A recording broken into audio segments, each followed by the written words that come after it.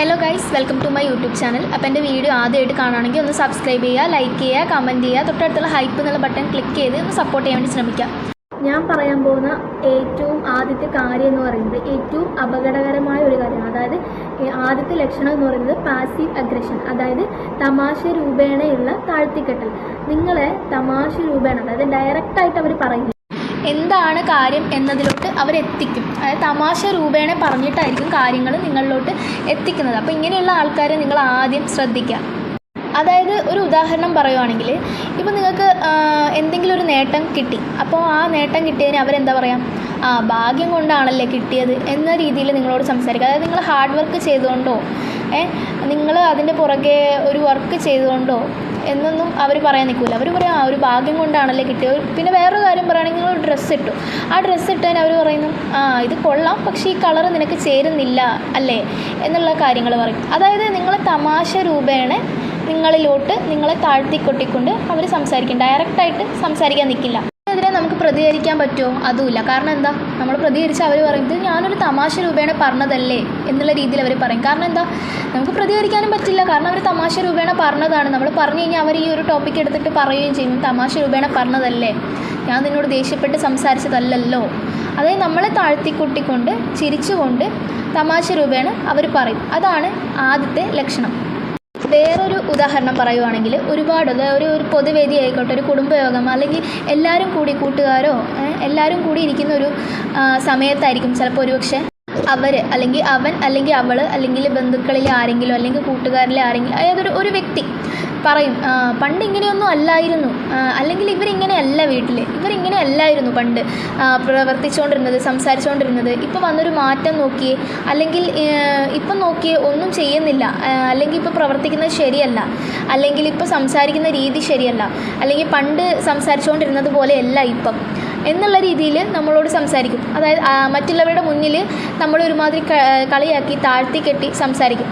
അതായത് ഇപ്പോൾ ഒരു കൂട്ടുകാരെല്ലാവരും കൂടി ഇരിക്കുന്ന ഒരു സമയത്ത് പണ്ട് ഇവൻ ക്ലാസ്സിൽ ഇങ്ങനെയൊന്നും അല്ലായിരുന്നു, ഇപ്പോഴത്തെ ഒരു മാറ്റം നോക്കിയേ എന്ന് പറയുന്ന സമയത്ത് ഇതൊരു തമാശയായിരിക്കാം, പക്ഷേ അതിൻ്റെ പുറകിൽ ഒരു കുരുട്ടുബുദ്ധിയുണ്ട്. അതായത് ഒരു കുരുട്ടുണ്ട്. എന്താണെന്ന് വെച്ച് കഴിഞ്ഞാൽ, നിങ്ങളുടെ കഴിവിനെ പ്രശംസിക്കുന്നതിന് പകരം നിങ്ങളുടെ കഴിവിനെ ചെറുതാക്കി കാണിക്കുന്ന രീതിയിൽ നിങ്ങളെ കുറ്റപ്പെടുത്തിക്കൊണ്ട് സംസാരിക്കുന്നതാണ് എന്ന്, അതായത് ചിരിച്ചുകൊണ്ട് കഴുത്തിറക്കുന്ന ഒരു വ്യക്തിയുടെ ലക്ഷണങ്ങളിൽ ഒന്നാണ് അത്. അവർ നിങ്ങളുടെ കോൺഫിഡൻസിനെ, അതായത് നിങ്ങളുടെ ആത്മവിശ്വാസത്തെ താഴ്ത്തി കെട്ടാൻ വേണ്ടി ചെയ്യുന്ന പ്രവൃത്തിയാണത്. അതായത് നിങ്ങൾ ഓർക്കുക, തുടർച്ചയായിട്ട് നിങ്ങളെ കളിയാക്കിക്കൊണ്ട് തമാശകൾ പറയുന്നവരാണെങ്കിൽ അതൊരിക്കലും യാദൃശികമല്ല എന്നുള്ളൊരു കാര്യം നിങ്ങൾ വ്യക്തമായി മനസ്സിലാക്കി വെക്കുക. ഇത് അവരുടെ ഉള്ളിലെ അസൂയയുടെയും അതുപോലെ അപകർഷത ബോധത്തിൻ്റെയും പ്രതിഫലനമാണ് ഈ കാണുന്ന തമാശ രൂപേണയുള്ള കളിയാക്കലും ചിരിയും വർത്താനവും ഒക്കെ. അപ്പോൾ അത് ആദ്യം നിങ്ങളൊന്ന് മനസ്സിലാക്കി വെക്കുക. രണ്ടാമത്തെ കാര്യം എന്ന് പറയുന്നത് മുഖസ്തുതിയുടെ മായാജാലം, അതായത് അമിതമായുള്ള പുകഴ്ത്തൽ. ഇപ്പോൾ നിങ്ങൾ എന്തെങ്കിലും ഒരു കാര്യം ചെയ്തു, അതായത് നിങ്ങളൊരു നല്ല ഡ്രസ്സ് ഇട്ട് വന്നു, നല്ല രീതിയിൽ എന്തെങ്കിലും ഒരു കാര്യം പെർഫോം ചെയ്തു, അല്ലെങ്കിൽ നിങ്ങൾ എന്തെങ്കിലും ഒരു കാര്യത്തിന് വിൻ ചെയ്തു, അപ്പോൾ ഇതിനൊക്കെ അമിതമായി പുകഴ്ത്തിക്കൊണ്ട് നിങ്ങളോട് സംസാരിക്കുക. അതായത് നിങ്ങളുടെ വിശ്വാസം, നിങ്ങളോട് അങ്ങനെ പറയുന്ന സമയത്ത് നിങ്ങൾക്ക് അവരോടൊരു സ്നേഹം തോന്നും. അതായത് നമ്മളെ നല്ല രീതിയിൽ പ്രശംസിക്കുന്നു, നമ്മളോട് നമ്മുടെ കാര്യങ്ങൾ നമ്മളോട് തുറന്നു പറയുന്നു. അപ്പം നിങ്ങൾക്ക് അവരോടൊരു വിശ്വാസം ഉണ്ടാക്കിയെടുക്കുക എന്നാണ് അവർ ആഗ്രഹിക്കുന്നത്. അതായത് നമ്മുടെ നല്ലൊരു സുഹൃത്ത് നമ്മൾ ചെയ്തൊരു കാര്യം നല്ലതാണെന്ന് പറയും. അതുപോലെ നല്ലൊരു സുഹൃത്തിൻ്റെ അല്ലെങ്കിൽ നല്ലൊരു ഭർത്താവ് അല്ലെങ്കിൽ നല്ലൊരു ബന്ധു ആരെങ്കിലും ആയിക്കോട്ടെ, ഒരു വ്യക്തി നമ്മൾ ചെയ്യുന്ന ഒരു കാര്യം നമ്മളെ ചൂണ്ടിക്കാണിക്കുന്നു, അതുപോലെ നമ്മുടെ തെറ്റും അവർ ചൂണ്ടിക്കാണിക്കുന്നു. പക്ഷേ ഈ ചിരിച്ചുകൊണ്ട് കഴുത്തിറക്കുന്നവർ എന്ത് ചെയ്യും, നമ്മൾ ചെയ്ത തെറ്റിനെ അവർ മറച്ചു വെക്കും. അവരൊരിക്കലും നമ്മുടെ തെറ്റുകളെ ചൂണ്ടിക്കാണിക്കില്ല. അവർക്ക് വേണ്ടത് എന്താ, നമ്മളുടെ വിശ്വാസം നേടിയെടുക്കുക എന്നുള്ള കാര്യമാണ്.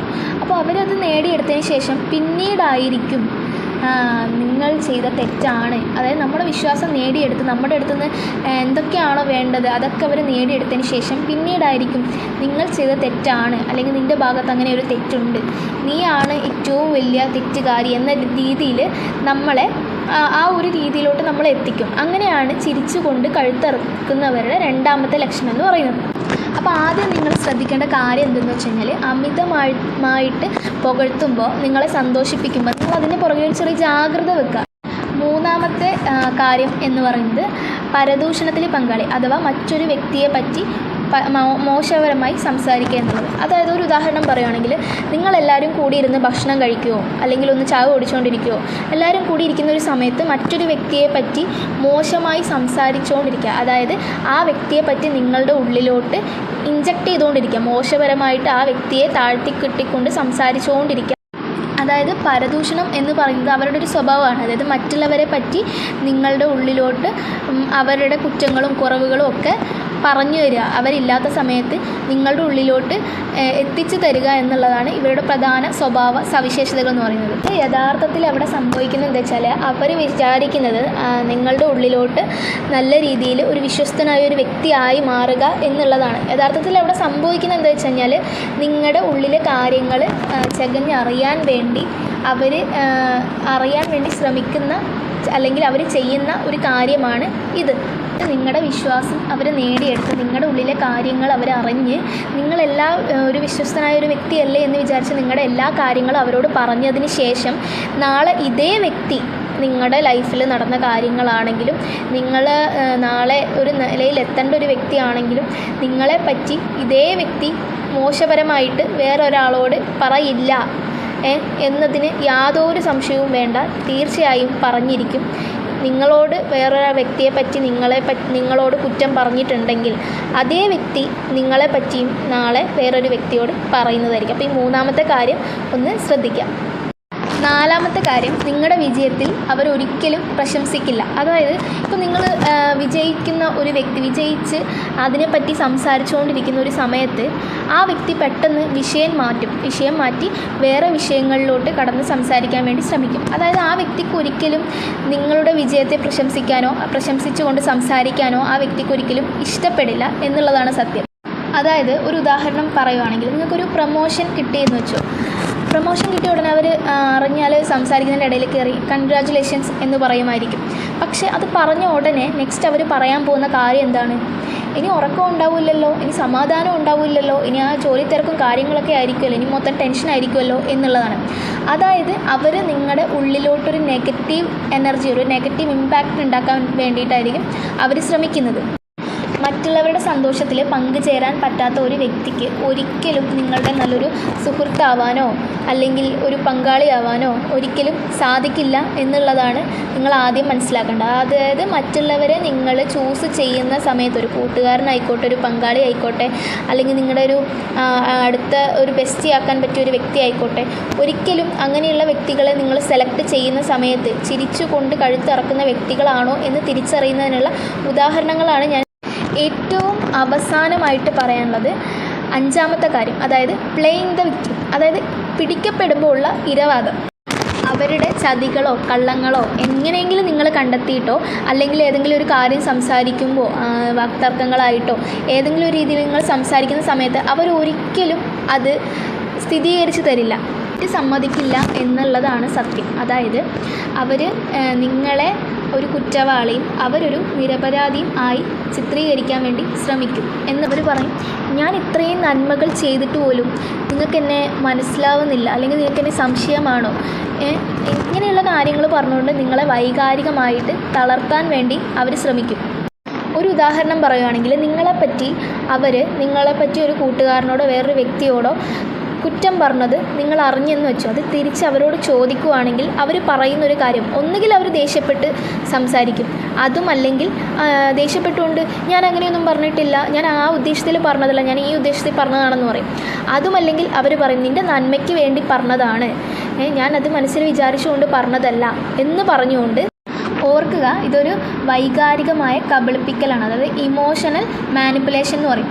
അതായത് അവരൊരിക്കലും അവരുടെ തെറ്റുകൾ ഉത്തരവാദിത്വത്തോടു കൂടി ഏറ്റെടുത്ത് അതിനെ സംസാരിക്കാൻ വേണ്ടി അവരൊരിക്കലും താല്പര്യപ്പെടുന്നില്ല എന്നുള്ളതാണ് നിങ്ങൾ ആദ്യം മനസ്സിലാക്കേണ്ടത്.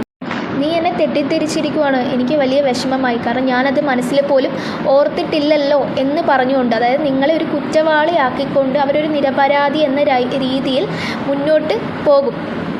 സ്വന്തം തെറ്റുകൾക്ക് ഉത്തരവാദിത്തം ഏൽക്കാതെ എപ്പോഴും ഇരവാദം പറയുന്നവരുമായിട്ടുള്ള ബന്ധം ഒരിക്കലും നല്ല രീതിയിൽ നിങ്ങൾക്ക് മുന്നോട്ട് കൊണ്ടുപോകാൻ പറ്റില്ല. എത്രയൊക്കെ അഡ്ജസ്റ്റ് ചെയ്ത് നിന്നാലും അതിപ്പോൾ ഒരു കൂട്ടുകാരുടെ ഇടയിലായിക്കോട്ടെ, ഏതിൻ്റെ ഒരു ബന്ധത്തിൻ്റെ ഇടയിൽ നിങ്ങൾക്ക് ഒരിക്കലും ഇതുപോലെ ഉത്തരവാദിത്തം ഏറ്റെടുക്കാതെ തൻ്റെ തെറ്റുകൾ മറച്ചു വെച്ച് മറ്റുള്ളവരിലോട്ട് കുറ്റങ്ങൾ ഏൽപ്പിച്ച്, അതായത് മറ്റുള്ളവരിലേക്ക് കുറ്റങ്ങൾ ആഴ്ന്നിറങ്ങി അത് ചൂഷണം ചെയ്തുകൊണ്ട് സംസാരിക്കുന്ന ഒരു വ്യക്തിയുമായിട്ട് ഒരിക്കലും നിങ്ങൾക്ക് നല്ല രീതിയിൽ ഇങ്ങനെയുള്ളൊരു സുഹൃത്ത് ബന്ധമൊക്കെ ഒരിക്കലും നിങ്ങൾക്ക് മുന്നോട്ട് കൊണ്ടുപോകാൻ വേണ്ടി സാധിക്കില്ല എന്നുള്ളതാണ്.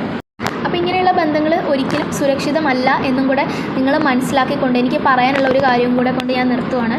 വേറൊന്നുമല്ല, സ്വർണം പൂശിയതെല്ലാം സ്വർണ്ണമല്ല എന്നാദ്യം നിങ്ങൾ മനസ്സിലാക്കുക.